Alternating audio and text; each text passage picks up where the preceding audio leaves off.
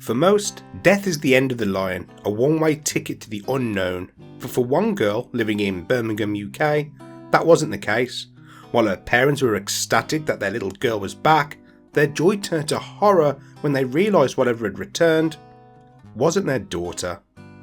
I'm Bleaki, and today we talk about the bizarre and creepy story of Amelia Hinks, a rare case of a person coming back from the dead hours after taking their last breath, which was believed to be an early case of a revenant, a supernatural entity within folklore which is said to be an animated corpse sent to haunt the living. Others, however, suspected something far darker.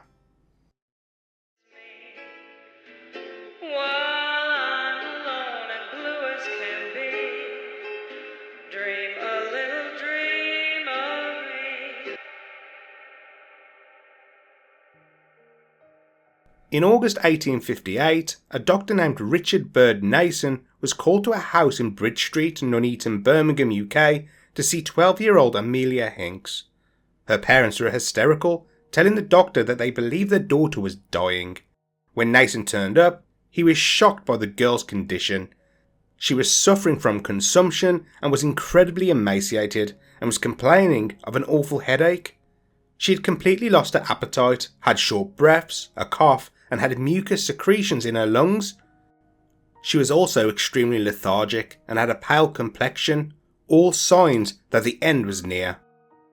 Like most doctors of the 1800s, Dr. Nason pulled out one of his trusty tonics. He told the parents of the girl that she should take the Fruginous tonic 3 times a day, as well as have a nutritious diet. So what is a Fruginous tonic, you may ask? Well, it was a mixture of strychnine and organic arsenic. Arsenic is widely known as a poison, but strychnine is also an incredibly dangerous poison which attacks the nervous system. Early in the 20th century, it was widely believed that small doses of poison injected directly into the nerve were a tonic to the body and could cure nervous disorders. Suffering from anxiety? Here, take this poison 3 times a day and call me in the morning. If you can. Regardless, according to the doctor, the girl seemed to benefit from the treatment, and the doctor couldn't detect any disease or condition within her lungs. She felt so much better, in fact, that she went to Leamington to visit her friends, but shortly after arriving, her health took a turn for the worse and her parents went to bring her home. Dr. Nason was called to the house again. On his arrival, he could see the girl's health had declined significantly. She was weak, had a headache, and had lost all appetite. Sounds like me after a night of tequila. The doctor tried to get the girl to eat and take medicine, but she refused. Eventually, with Amelia barely being able to move or speak, her friends said that the doctor and the parents should stop disturbing her and forcing her to eat or take medicine, as it was making her final hours uncomfortable. The doctor and the parents reluctantly agreed, and Nason left the family home. Amelia was watched around the clock, with her imminent death expected, and on the 18th of October, at about 3:30 in the morning, she groaned heavily and waved her hand, which was an agreed upon sign with her mother that she was close to death.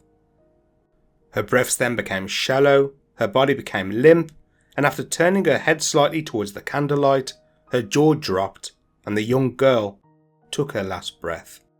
Half an hour after her death, Amelia was washed, dressed in clean linen, and her jaw was tied closed by a white handkerchief.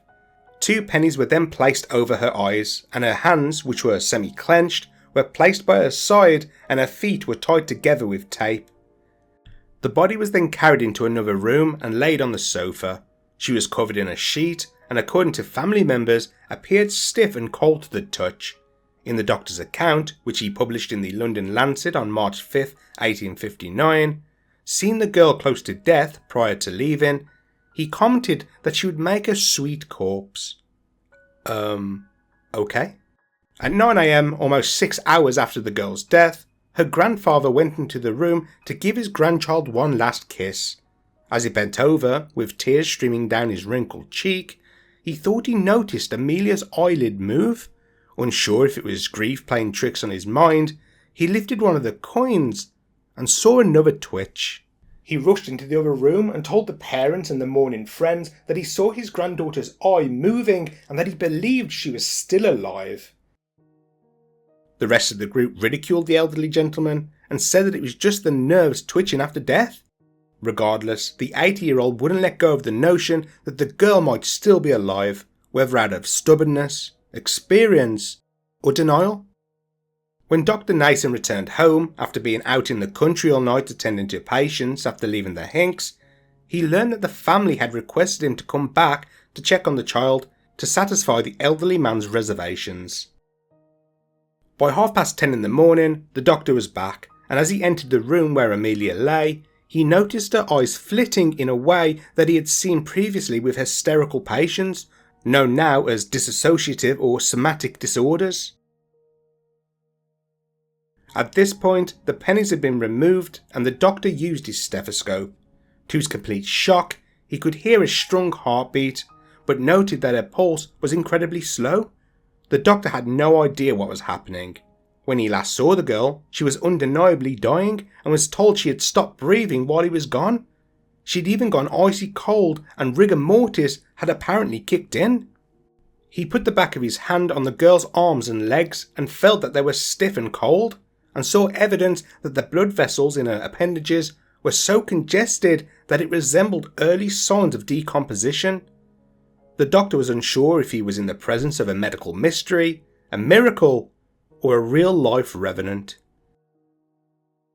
He quickly untied the girl's legs and removed the handkerchief from around her jaw and carefully watched as her chest began to rise and fall, each breath more powerful than the last. Once he was sure the girl was stable, he rushed into the other room and declared to the parents and friends that Amelia was alive. As you can imagine, the news was met with a lot of mixed emotions. At this point, the passing bell had been rung, which was a tradition back then, the shutters of the house were closed, mirrors were covered, and the undertaker was on his way to measure the girl for a coffin. Someone just lost their casket deposit. The doctor began rubbing the rigid limbs to generate friction to warm them up and soften the stiffness. He then brought the girl close to the fire and applied warm flannels to her body to increase her core temperature. After 2 hours, the girl opened her eyes and began to speak.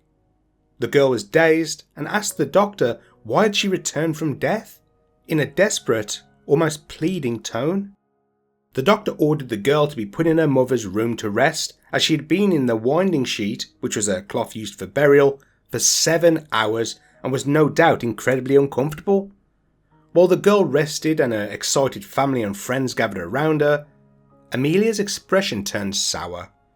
She told them that she had heard everything that was said, like a really unfortunate butt dial, and knew that they were laying her out for burial preparations. She also said that she heard the passing bell ring, but could not speak or move. The doctor asked if it was like a dream to her, or if it was like she was simply listening, but the girl frowned and explained that she was somewhere in total darkness, but knew she wasn't in her body anymore. She felt cold, alone, and terrified. The parents broke down and apologised to Amelia, but the girl began grinning as if she was enjoying watching their pain. While her account was chilling, everyone was just happy to have Amelia back, but little did they know this wasn't the same girl they knew and loved, and things were about to take a sinister turn. At 4 p.m. the following day, Amelia groaned heavily and told those around her that it was the end, and simply said goodbye, before falling back into a catatonic state she had been in previously. She stayed like this for exactly 6 hours and 14 minutes, according to the doctor, before eventually waking back up. These attacks would come and go, and for the next few days, Amelia began to show hatred towards her mother and father. She told them that she wanted them dead for trying to bury her so she could be forgotten about. I mean, what did she expect? It might just be me, but keeping a dead body in the corner of the room wouldn't give off a great aesthetic. No amount of jazzy curtains or throw pillows will take the focus off that. Her parents remarked that this wasn't the same girl that they had known before her apparent death. She was threatening, incredibly angry, and even her facial expressions didn't seem like her own anymore. Amelia asked for her lips to be dabbed with water, but refused to eat anything, as she said she wanted the next time she ate or drank to be in heaven. I can definitely see a contradiction here. She hated her parents for accepting her death, but also wanted her next cheese and pickle sandwich to be from the Angel Deli. After being vocal about the harm she wanted to do to her parents, she suddenly lay quiet for a whole week with her eyelids firmly closed and her teeth clenched. Her friends began to share their concerns with each other that Amelia could have been possessed by an evil entity when her body and soul were separated for those hours. Dr. Nason got increasingly worried about the girl not eating. I mean, she hadn't consumed proper food for a week. After 3 hours of not eating, I'm checking my pulse to see if I'm still alive. They tried to coax her into eating, which eventually led to threatening the girl, but Amelia wasn't having any of it. She also refused to answer any questions and would spit out any food put in her mouth. This is when Dr. Nason took desperate measures, tying her down and force-feeding her beef tea, arrowroot and other nutritious-rich foods through a gag and elastic tube. Amelia moaned throughout the night and day, but suddenly went quiet for 10 days.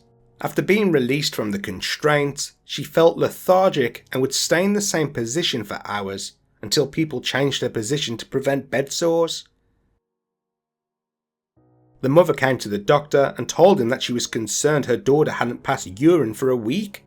The doctor said that this couldn't be the case, as nobody could survive that long without going to the toilet. The mother insisted that she hadn't and that she would know, so the doctor asked permission to search for a secret place she must be going. Proving his theory right, the doctor eventually found a pile of dirty linen in a closet which was soaked in urine. Dr. Nason proposed that the girl must have waited for her friends and family to leave the room before hopping up and relieving herself. This brought up the question, was the girl faking the whole ordeal for some kind of attention? 1 minute she couldn't lift a feather, and in the other she was taking a whiz on a pile of long johns. While everyone grew suspicious of the girl, what happened next could have only come from the mind of the deranged, or the devil himself. At 2 a.m. one morning, whilst Amelia's parents slept, the girl got out of bed and slowly walked into the kitchen. Taking the matches used to light the candles, she walked around one of the rooms, dropping lit matches in several places, watching the flames rise and engulf the furniture. Suddenly, as if breaking from a trance, she ran out of the house in her nightdress and began screaming, "Murder!" waking up several of the neighbours. Several people ran out to console the girl and tackle the blaze glowing through one of the windows. By some luck, the smell of smoke and the sound of crackling wood awoke the father, who ran down the stairs and began throwing water and smothering the flames. While the father was incredibly lucky and managed to extinguish the flames, it came at a price, as his hands were badly burnt, injuries that affected his motor control for the rest of his life. After realising that her parents would survive the fire, she began swearing like Ozzy Osbourne and began saying blasphemous things continuously for 60 hours, when previously she had been God-fearing. After that, she once again relapsed into her death-like state. Her eyelids were firmly closed, her teeth clenched, and her muscles became rigid. When she woke back up, the doctor insisted she eat and drink, but once again, she refused. At this point, the doctor was incredibly annoyed and began feeding her again through a tube, but this time, it wasn't through the mouth. It was a kind of reverse system. The doctor fed her beef tea and wine this way 3 times a day. Amelia started to raise her hand to gesture that she would rather eat and drink for her mouth, which is understandable. Unless you're a model trying to get drunk on vodka but wanting to avoid the calories, nobody wants that. When the doctor tried to feed her the traditional way, she once again spat it out. On one of the days, Dr. Nason made sure that there were a number of biscuits left on a chair next to the girl in case she decided to eat them. The next morning, he noticed that some were missing. He insisted more were added, and the following night, 3 more had gone. Investigating, he found biscuit crumbs in Amelia's bedsheets, evidence that she was eating them. A few weeks later, Amelia's friends began to worry that without a proper diet, she was surely going to die. Although the doctor suspected she was eating a few biscuits, he needed to know if she was capable of actually eating solid food, so he came up with a plan. One night he told her dad to hide in the closet while Amelia was asleep. After what she did in that closet, I hope you all well, Is. The father made sure the door was open enough so he could see what was going on in the room. Dr. Nason then theatrically declared that he thought the parents should spend the night out of the house as their presence was damaging their daughter's health. Taking the bait and thinking she was completely alone in the middle of the night, the father witnessed Amelia sit up in her bed, open her eyes, and look around the room. She then rolled her bed sheets down and jumped out of bed. After one more glance around the room, she picked up a biscuit, inspected it, and ate a good number of them before getting back into bed. It was either they left out a plate of chocolate hobnobs that not even a revenant or the devil could resist, or she was feigning the ability to eat. You could argue that she was trying to fulfill her plan to go to heaven, but if that was the case, why was she munching on biscuits in private? Soon after, Amelia fell into a death-like state again, and for 5 whole weeks, she didn't speak to anyone. Her eyelids were closed and her teeth were clenched, unless forcibly opened to give her liquid nutrients. What is quite interesting in the doctor's written account was that her pulse was often extremely low. Contrary to her condition, her body appeared better nourished than before. I suppose my doctor was wrong. A midnight raid of the biscuit tin is actually good for your health.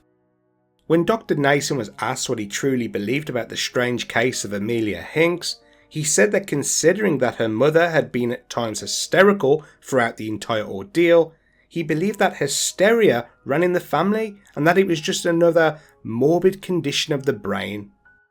He finished his letter to the Lancet by saying, "I entertain hopes that, provided I can sufficiently nourish the body until the uterine organs are more fully developed, my patient may continue to be the dead alive." So Amelia's life, after what Dr. Nason documented, is very limited, especially as record keeping in the 1800s was pretty lax. Dr. Nason submitted his experience to the Lancet on December 14th of the same year that Amelia began to suffer. So yeah, her doctor shared all of this just 4 months after meeting Amelia, during a time when she was still suffering, which is wild to me. Keeping in mind, he publicly acknowledged that he left a dying child and was happy to believe that the girl had died, when he was never able to confirm she had actually passed away at any point. So, did something else return with Amelia from the other side, or was it nothing more than mental illness and other medical conditions that appeared like death? You have to remember, it wasn't the doctor who declared the girl dead. If the doctor had been present and had checked for life using the stethoscope and other techniques, he may have been able to conclude that she was still indeed alive but had fallen into some kind of catatonic state. As the doctor theorised about the hysteria, which is a dissociative condition, it is plausible that her death-like appearance and the later flitting of the eyelids could have been a dissociative seizure which can appear this way. Mental health conditions were not understood as they are today. In fact, having a panic attack or depressive episodes could land you in an asylum for the rest of your life. I think this case is definitely a sad one, and it's clear to me that whatever was at play here, whether mentally or even influences from the paranormal, Amelia needed a lot of help, and the girl did suffer, especially through the force feeding, the threats, and the internal struggles she was having. Figuratively or maybe even literally, this girl went through hell. If you enjoy learning about the more unknown hauntings, why not hit the subscribe button and ring the notification bell? Also, let me know what you think about this case in the comment section below. And until next time, sleep well, friends.